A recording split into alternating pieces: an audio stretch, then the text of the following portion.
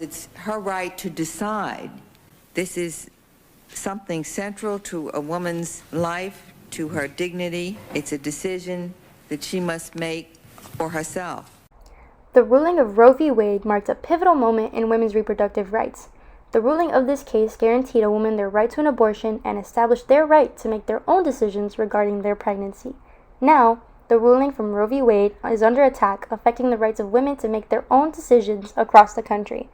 Conservative states such as Texas, Florida, and Massachusetts have passed strict abortion bans challenging a woman's right to bodily autonomy.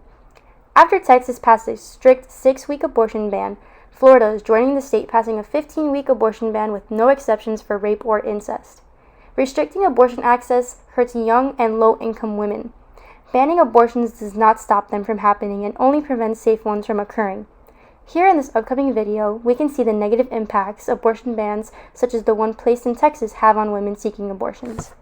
Nearly 2 weeks since the highly restrictive abortion law took effect in Texas, and we're learning more about how not being able to get an abortion can affect a person's life and health for years after.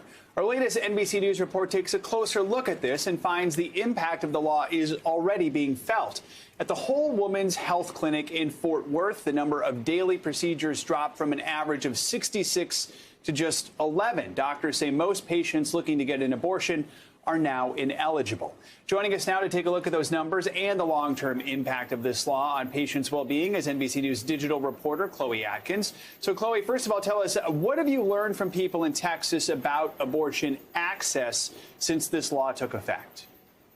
Hey, Joe. So since the law took effect, we've seen a wave of abortion patients leaving the state of Texas. So they're going to places like Oklahoma, New Mexico, and even as far as Illinois. But it's not the reality for all Texans. Not everyone can leave the state of Texas to get care. It's just not in the cards for them because, you know, of circumstantial or even financial challenges. So we're talking about cost of travel, difficulty taking time off from work, or even securing childcare. And one provider told me that patients and staff are really struggling.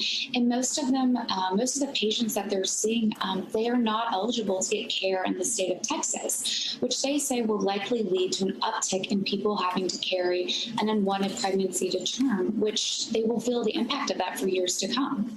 We're going to take a look at physical and mental health risks in just a moment, but you also took a closer look at how being turned away for an abortion can have a serious impact on economic hardship. What did you find, and how likely are people to even fall into poverty as a result of not being able to get an abortion? So carrying an unwanted pregnancy to term impacts folks in a variety of ways, like you just said, but one big one is economic hardship. So people of all socioeconomic backgrounds get abortions, but about half of people who are obtaining an abortion already live below the poverty level. So when someone is already struggling financially and they are denied care, it puts them in an even tougher economic situation. One study found that people who are denied care were more likely to live below the poverty level, experience, debt, bankruptcy, and even evictions compared to those who are able to get care. And I want to, really highlight that it's not the year-over-year financial responsibility of having a child, but when you don't have certainty over your family planning, it can really impact your career trajectory and even your education completion. So it really impacts people in many ways, economically speaking. And let's talk about physically, what are the risks that people could face? And for victims of domestic violence, there's also a mental health toll, right? So being denied an abortion can lead to a significant increase in anxiety, depression, low self-esteem, especially in the months after being denied care. But it also can increase life-threatening physical health outcomes. So patients who carry an unwanted pregnancy to term are more likely to describe their health as poor and reported higher rates of chronic pain compared to those who are able to get an abortion. And these outcomes are linked to pregnancy risks. so like postpartum depression, gestational diabetes, and even hypertension. And I also want to underscore, when you're talking about physical and mental health, a lot of these patients have domestic violence going on in their life. It's very common. And so in the short term, a person who is turned away from getting an abortion, they're more likely to stay connected with a violent partner, which can take a huge mental and physical toll on them, not just short term, but for the years to come as well.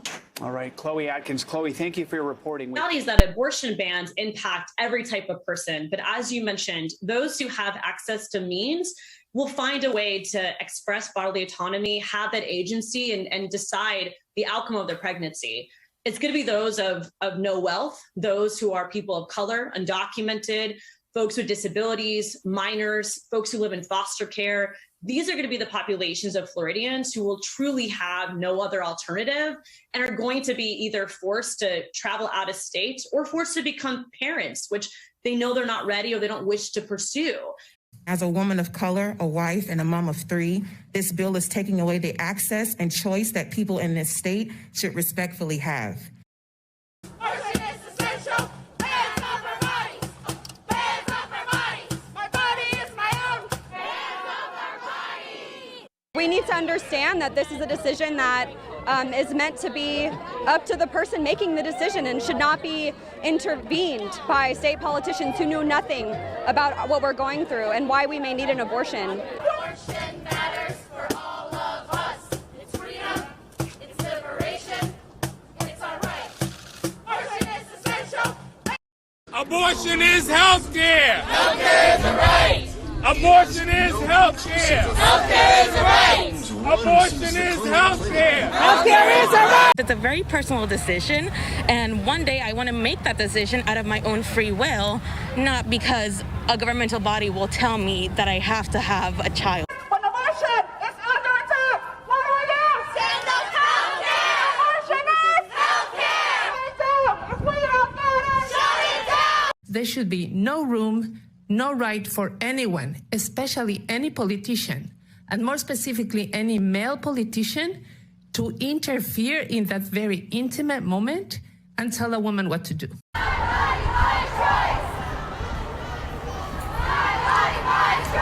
If you or someone you know needs an abortion, you are not alone. Go to PlannedParenthood.org or contact 1-800-230-7529 to find your local Planned Parenthood Health Center for abortion resources. It is so exhausting trying to find new ways to beg you to hear my pleas to protect my right to choose.